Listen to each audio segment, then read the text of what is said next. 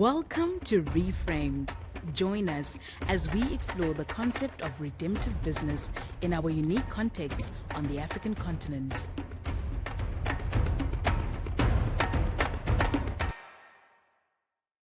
Good day, Shawn. It is great to have you, and good day to all our listeners. My name is Ashton Fourie. I am running the next series of the Zwane Risk podcast, and we are privileged to have Shawn here this morning. A quick intro of myself. I am the founder of 5 to 50 and the group COO for KVR Equity. At 5 to 50, we focus on helping small businesses grow. We're a community of Christian small business entrepreneurs with a vision to create 1 million good jobs and use that as a tool to eradicate poverty. At KVR Equity, we are a human capital solutions investment company with several companies that focus on human capital with training and development at the core of everything that we do. And I have a basic life philosophy that says that God sits at the center of all reality, and I define everything by how it relates to God. Does it relate correctly to Him as the center of all reality? I'm really honored to have Shawn join me this morning. Good morning, Shawn. Hi, Ashton. Good morning, and good morning to our listeners as well. Shawn Theunissen is a social entrepreneur and a corporate executive. He's recognized for advancing socioeconomic inclusion and enterprise development. And as a founder of Property Point and Entrepreneurship to the Point, he has driven measurable impact for entrepreneurs across South Africa. Shawn is respected thought leader. He serves on multiple global and African boards. And whenever I've had the privilege of sharing any conversations with Shawn, I've always really been impressed with his depth of thought and his breadth of insight across various issues that relate to South Africa and to Africa and the challenges that we face. So, Shawn, can you maybe quickly do a short intro of yourself and a brief overview of your career journey? Yeah, Ashton. So I guess I find myself at this point in time, firstly, being a husband and a father of 4 girls. Based out in Stellenbosch, married to Karen, my wife, and enjoying the lovely mountains of the Boland in a sense. But that's been definitely not where the journey started for me. So we moved to Stellenbosch about 3 years ago, but from Johannesburg, and grew up in a township called Westbury. So I'm not sure if you have a context of Westbury. It's probably one of the most gang-ridden townships based in South Africa. So it's a colored township, and I was born in 1978 and grew up in a time in South Africa when I guess things were transitioning and people were still figuring out things, and it was during the time of kind of coming out of apartheid and moving into a new disposition. But also coming from a community and a family that was quite entrenched in poverty. In the community was very much ridden with gangsterism and drugs. You start getting a different perspective around life, and that also shaped how I think about things. I think that's if I look at my kind of career journey, I think where I came from, the context has really shaped my thinking about systems and opportunities. And as we're speaking today about risk, it definitely shaped my perspective on risk.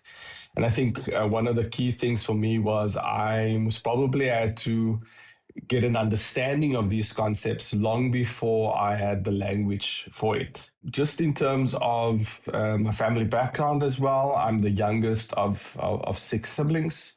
When I grew up, my mom and dad they were divorced. They got married again when I was probably about 10, 11 years old. But at age of 12, I lost my dad, and my mom was a single mom, rearing me on a disability pension and an entire family at the time. And I guess also losing my dad early in life carried a lot of uncertainty, but also meant that there was a sense of responsibility that came into place. And I think risk, for me, is not an abstract thing when it affects your survival. it's something that you're going to start learning very quickly to balance and make those decisions and choices. Because at the end of the day, I think risk is always about making a specific decision around which way to go. I often reflect and say that my journey has been shaped by, there's a poem by Robert Frost called Two Roads, or The Road Not Taken. And he describes in the poem, he speaks about these two roads that diverged in a yellow wood.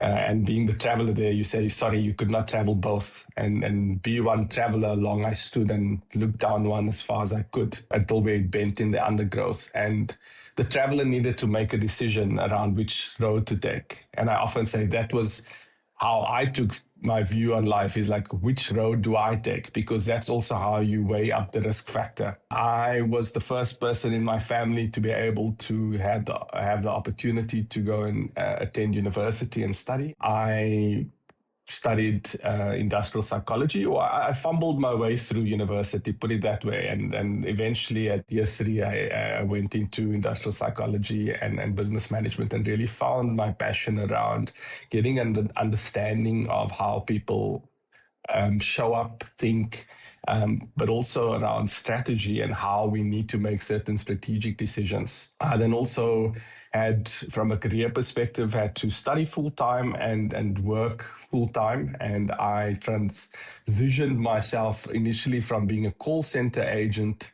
at a young age into taking up strong leadership roles in corporate SA in various large companies. One of the reflections that I've had is very much embedded in Proverbs 4, verse 7.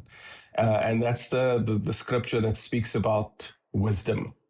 And it says, wisdom is the principal thing. Therefore, get wisdom, and in all you're getting, get understanding. And I think that for me, risk has always been about understanding what's before you. Context is important.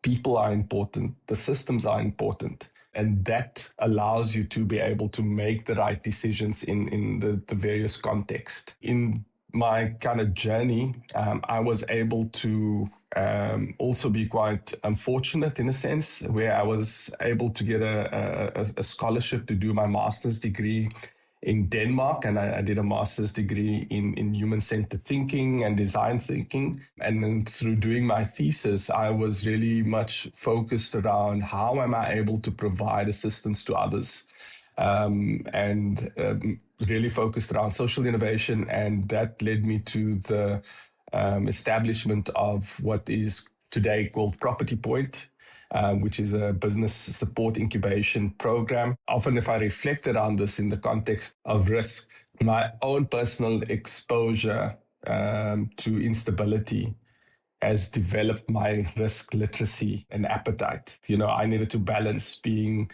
growing up in an environment where you had uncertainty, or you didn't have a father, you had a community that was unstable or gang-ridden, or you wanted to thrive from an education perspective, or even working while studying. It's a balancing act between your resources and that's constrained on one side, but also your ability then to make decisions. So that's in a nutshell, hopefully, perspective on who I am and where I've come from. Yeah, no, look, that is an amazing story, Shawn. And I think there's so much in there in terms of shaping, exactly as you said, how your upbringing, how your experience, how the types of risks that you face. If I think of our audience and the different people that we have listening, investors maybe from all over the world, entrepreneurs, both from Africa and from other parts of the world, and just understanding how risk looks different when you've grown up in the kind of environment that you have versus the environment that many of them grow up in, and the ability to bridge that, I think, because of where you are today. But maybe if you could expand a little bit on your thoughts. Obviously, there's what you've experienced yourself, but you have now also worked with a lot of people and seen how risk can be real risk or maybe a perception in terms of background, voice, the context that people come from, the way that they look. So have you got any thoughts around that? Yeah, I think what I realized is that risk is often something placed on you before you do anything wrong or right. It's that unconscious bias. It's assigned to you based on your accent, based on the color of your skin, based on your background, your confidence levels, where you come from. And this was actually very much at the core of me shaping some of the research that I did in my master's and in my thesis. And it was around, we work with a concept in the work that I developed called the 3 Rs. And it's very much saying there's a moment in life where you get a chance to rewrite your narrative. But you only get that chance if someone is willing to see beyond the label. So how are you able to really start shaping that? And just to kind of get into kind of the mental model of the 3 Rs, it's focused on risk initially and how risk is shaped by the perceptual value of others, by the unconscious bias that we already have in our frame of reference. And then in order to overcome this risk factor or to minimize this risk factor, we need to focus on our reputation. And reputation speaks about track records, who we are, what's our value proposition that we able to do. And reputation is built through delivery. It's what you've done before. And then lastly, in that model, we speak about relationships and how breaking down these perceptions and these unconscious bias and kind of getting to know each other as people reduces uncertainty. And those things become quite transformative in order to be able to understand risks, because whether you are an investor or you are a believer or you are a leader trying to make decisions, you're going to need to be able to base that on something, and we as human beings, we don't really know how often our level of unconscious bias or the context that we came from actually influences those decision makings. And it's in the scriptures in 1 Samuel 16 verse 7, it actually says, God reminds us, he says that people look at the outward appearance, but God looks at the heart.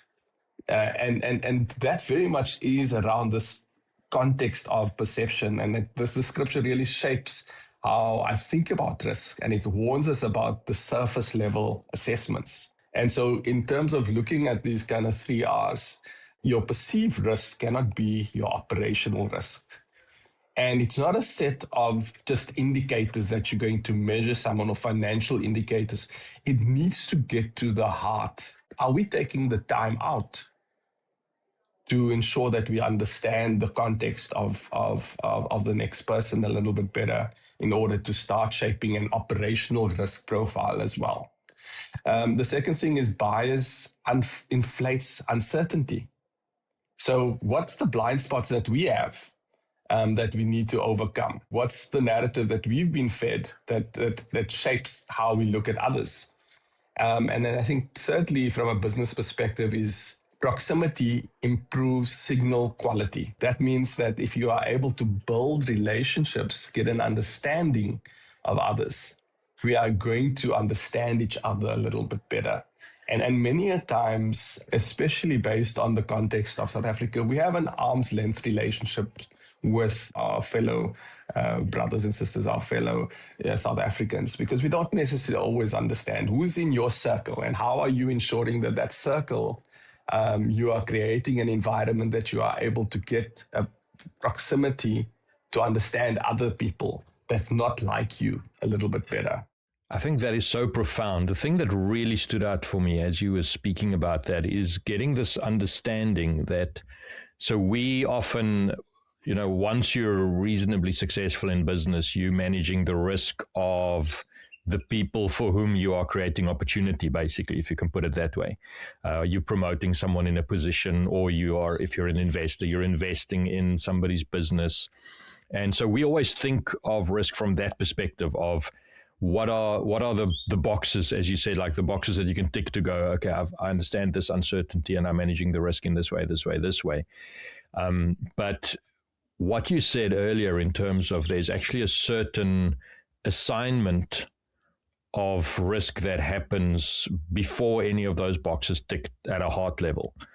And that I'm actually in a position where I walk into a relationship, if I'm the person who is potentially getting helped in the scenario, and if I can become aware of the fact that there is an inherent risk assigned to me before I even start this conversation. And I think it's really powerful how you view it from both of those sides, of saying you need to understand how people perceive you, but you don't need to understand that just as there's nothing I can do about this. I am being negatively judged here by somebody else. You can actually actively manage if you understand what are some of those risks that the other person sees. So I think that's really powerful, that there is a two-way game here. And for everybody on this podcast, whether you're on this side or that side of the table, whether you feel prejudiced against, or whether you may be at risk of prejudicing against, if that's a word, being prejudiced against somebody that you are busy considering working with, to clearly understand, like, what is that uncertainty? And then to say, how can we get across that uncertainty? How can I get past my heart bias and identify, is this a real risk? Because there might be some real risks from an upbringing, from an environment somebody comes out of, which causes a lack of understanding of certain things, which creates risk. Do you have any actual, like, practical examples maybe of one or two entrepreneurs or startups where you've worked with and used this 3R concept, the concept of risk, reputation, and relationship, and how that worked and how that practically helps people think through this process? For us, if I just kind of create a bit of more context in terms of the work that Property Point does, is it was a saying, okay, how am I able to go out there and teach someone how to fish? How do I not just go and give someone a fish, or beyond just teaching someone how to fish, how am I able to go and help them understand the fishing industry? It's giving a little bit more. And beyond that, it was also for me saying, how am I able to go and restore people's dignity by giving them the tools and the support in order for them to be able to gain it for themselves. And so we work with small Black businesses and provide that context. But if we then put the layer of the 3 R's on it, is that ultimately we want to ensure that we are minimizing the unconscious bias of these businesses and elevating their value, their reputation, what they've done. So maybe to share an example of one of the entrepreneurs that we work with, Tebogo Malloy, she's the managing director of Ukanswe Holdings, and they work within the energy and construction space. And if I look at applying the 3R model on the work that she's done, it was really, the focus was not on systems before scale. And when Tebogo joined the program, the issue was not talent; it was structure. She was competent. She was able to really run the business, but she lacked the necessary structure in her business. So once systems, governance, and networks were in place, her risk profile changed dramatically. She was qualified enough to run a business. But then we were able to then also put a track record forward. And track record also looks at de-risking the procurement opportunities in the market, because it shows that she has been able to do that. And then ultimately, the last part is on the relationship side. So our support mechanisms is always to say, how are we able to build the networks, get them in front of the clients? So one of the clients that she was working with, we were running a sustainability innovation program for them in their supply chain. And that gave her an opportunity to be able to showcase her work. And in building those relationships, there was a faster trust transfer. Because trust is also a positive indicator of risk. If by building trust, you are reducing those risk factors. So those were kind of key elements for me in terms of Tebogo's journey. But also, I think that if we look at what the scripture says. So in Luke 16, verse 10, it speaks about whoever can be trusted with very little can also be trusted with much. In the context of Debogo, her ability to showcase her faithfulness at every stage allowed her to scale afterwards, because the little that she had, she was able to now be teachable, put the systems and structures in place in order to start growing the business that she had the competency of running. And that allowed her to be able to really scale her business. Another example is one of our Cape Town businesses, EDW Cape. And the founder there, Kalen Edwards, was actually a quantity surveyor, and he ran the business with his wife. She was a civil engineer, so highly competent and running quite a good, successful business. But there, the challenge was the resilience and strategic focus. So this was during COVID that we had started working with these businesses, and COVID exposed the fragility of their business model, as it did with so many other businesses. They had to simplify what they were doing. They had to kind of focus on the core element of the business. So all the other periphery elements within that business needed to be taken away because of the fact that there was no market, there was no opportunity. But they needed to learn, how do we focus on our strengths? So crisis forces risk prioritization. And that allowed them to be able to ensure that they are able to get through the challenges of COVID. In their context, it was about strategy before expansion. Don't try and take the business and just go out and do, but make sure that you're working on the core element. And part of that was putting good governance elements in place. That is so good. A few thoughts that just jumped out for me there, sort of starting from the back there, is this concept of focus and saying, what is the highest priority and deal with that first? What is the risk that is really threatening your business? And I think lack of focus creates a risk in itself, as we saw with COVID, with so many businesses. Those who weren't able to focus on what was really the core of the business often just ended up not having enough resources to get through it. But something else that really stood out for me when you were talking especially about Tebogo was two things. The one about structure as a mechanism to reduce risk. So to be able to say, okay, if I've got the right structures in place, I can get the right information to know exactly what is happening around uncertainty and to remove a lot of the uncertainty. But the other one that really stood out for me was, so there was Tebogo, she's highly competent, they're missing some structure, but they're also missing access to certain resources in terms of access to clients, maybe access to funding, whatever the access was, and you helped them open certain of those doors. And I think there's a really powerful thing, and that's trust by association. So because Shawn Theunissen said, I'm willing to take the risk on Tebogo, possibly some client, some corporate client, maybe a bank, maybe whoever it was that was involved in the specific scenario says, I know Shawn, I trust Shawn. If Shawn trusts Tebogo, I'm willing to take a chance on Tebogo. And so do you think there is something in there in terms of being able, as a person who already has trust, to almost put some of your trust out on surety on somebody else that you're trying to help? Ashton, I think you've hit the nail on the head. And that's exactly what our value proposition is as Property Point to the market. We often say that we go out and we do the hard work for our clients, whether it's the financiers that wants to be able to fund these small businesses, or whether it's the market access holder or procurement or supply chains that's willing to take an opportunity on these businesses.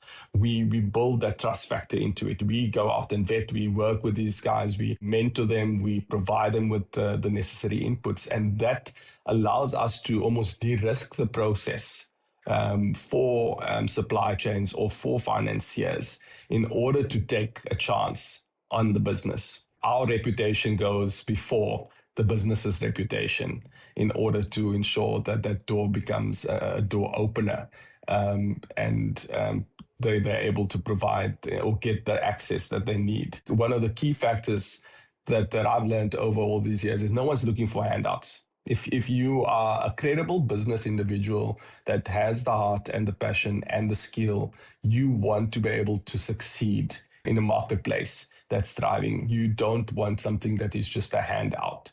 And by putting in the right mechanisms and support, we stand behind these entrepreneurs, breaking barriers, creating opportunities, creating jobs. And maybe just to showcase some of, I've given a broad overview of the business and the challenges, but what have they done actually post all the support?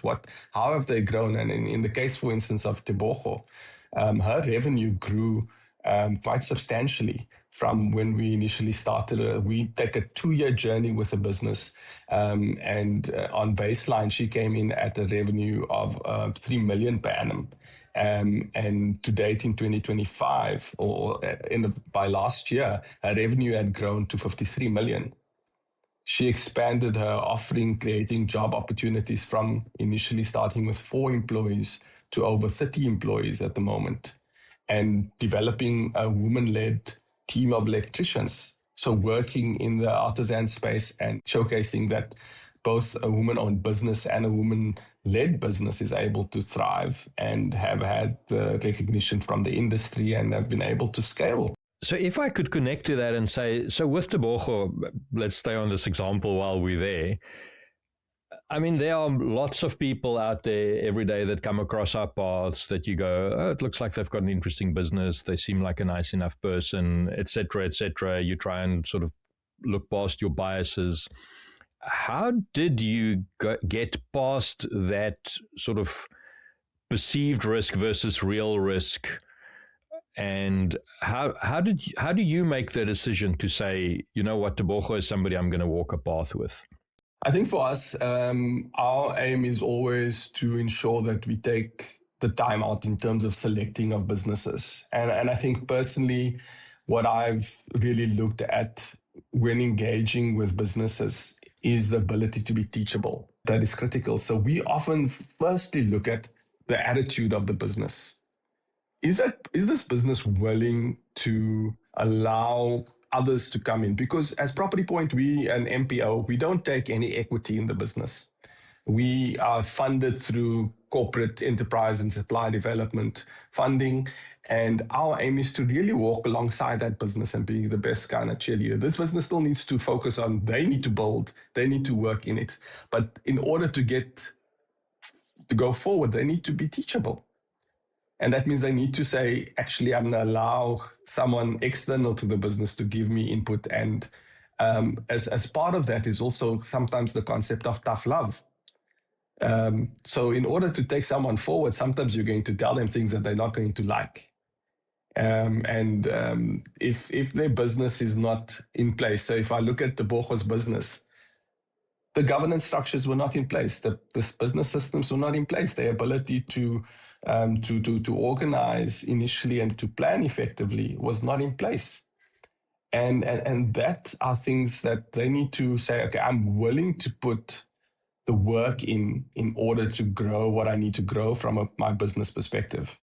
Have you found that there's some kind of a correlation between the amount of time you spend with entrepreneurs and getting to know them versus your perception of risk of those entrepreneurs as you build that relationship? Definitely. I think that it goes back to our frame of reference. If anyone walks into the door, you're going to have a specific perception around who they are based on your unconscious bias. But really then taking the opportunity to unpack who they are, what they've done, how they've gotten to where they've gotten to, allows you to minimize, and it shifts that risk profile that you have of them. I often think, even in my own introduction, it's easy to start off and say, I'm this kind of corporate executive, social entrepreneur living in Stellenbosch. That creates a total different perception versus saying, I'm this township boy from Westbury coming from gangs and drugs.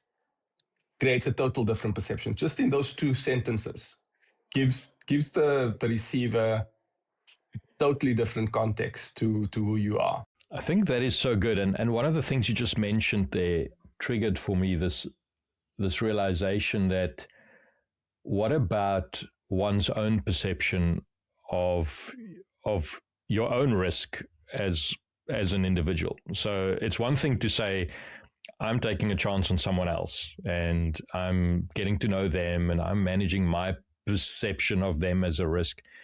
But what about the way that we see ourselves?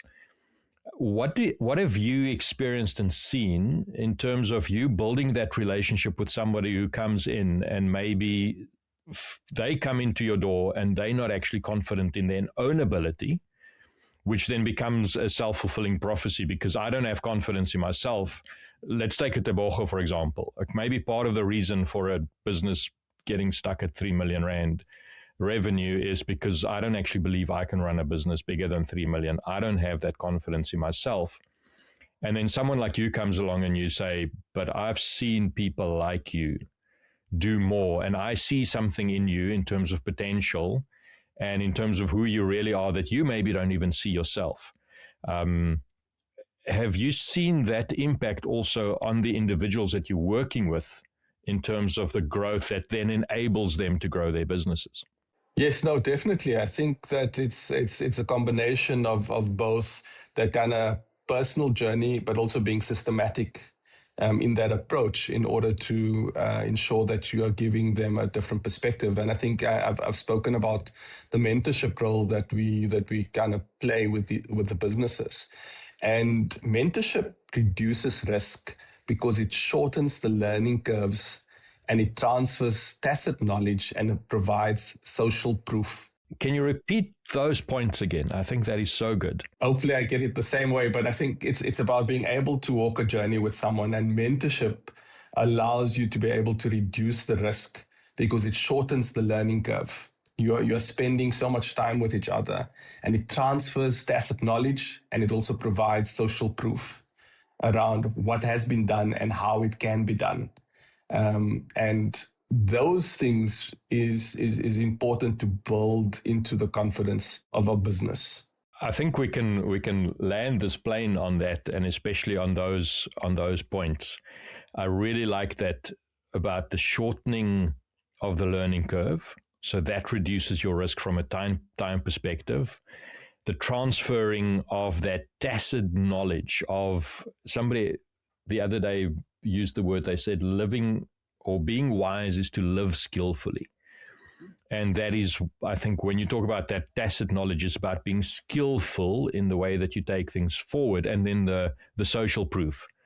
By merely being able to say, like I have found this, for example, I've got certain mentors who are a lot more successful than what I am.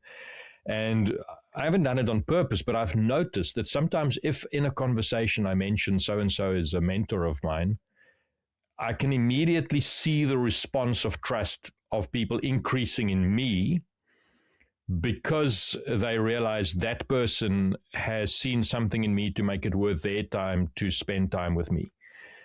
So that social proof, I think, is really powerful. So if I can sort of wrap it all up, I think the key thoughts that came out of this for me is for those of us who are Christian investors, business leaders, senior decision makers, especially within the Ziwani community that's listening to this podcast, we carry a God-given responsibility to help others flourish. And I think that means that the question shifts from how do I protect myself from risk to how do I responsibly use what I've been given to create dignity, opportunity, and long-term value. Because that is then the opposite of risk. So our faith needs to be expressed through action and not through our sentiment and our bias, et cetera, et cetera. So how do we use what we have to actually remove risk by actually leaning into that risk? But what other people perceive as risk, we step into that. And by us stepping into that, we are showing that we are willing to see this as less risky than others see it, for example. Secondly, we should have the humility to check our own bias. That's something that, as you were talking, it really, I just realized all of us have bias constantly and asking ourselves, are we rejecting people or are we assigning a higher risk because of real operational risk? Or is it simply because of our mental models of what successful looks like or what potential looks like? And then third, I think backing entrepreneurs is not just about funding, but it includes that access to networks, mentorship, market entry, credibility, that we can take some of our social capital and we can literally transfer it onto somebody else and give them some of that social capital by association. And it takes nothing from me. It's one of those things I can invest, but that investment doesn't make what I've got less. On the contrary, I think it's one of those things that the more I give away of it, the more I will get. And then working alongside entrepreneurs rather than evaluate them from a distance. And I think the fourth point that really, for me, was an eye-opener here was that idea of, yes, we look at risk typically from what am I as an investor, a business leader, a mentor, how am I perceiving the risk in the other person? But each one of us, when we walk into a conversation, there's risk assigned to us from the other side. And as you said, before I've even done or said anything, there's risk assigned to me. And by being aware of that, I can actively try and manage that risk. Shawn, this has been phenomenal. I've had so many good insights from this. Any last comments from yourself? Yeah, I think, just reflecting around it, I think what I've learned, Ashton, is that when you stay away from people, risk feels high. When you move closer, risks become clearer. And I think specifically as Christian leaders, we have a responsibility in terms of how we show up and how we view risk. I think you've mentioned it as well. So for Christian leaders, the question isn't how do I protect myself from risk? It's how do I responsibly use what I've been given to help others flourish? And Micah 6 verse 8 says, and it calls us to act justly, to love mercifully, and to walk humbly. And that's not soft. It's actually disciplined leadership. And it's about being able to say, how do we show up as leaders, not just having a biblical view. Something that really inspired me as a Christian leader is a book that I've read a few years ago.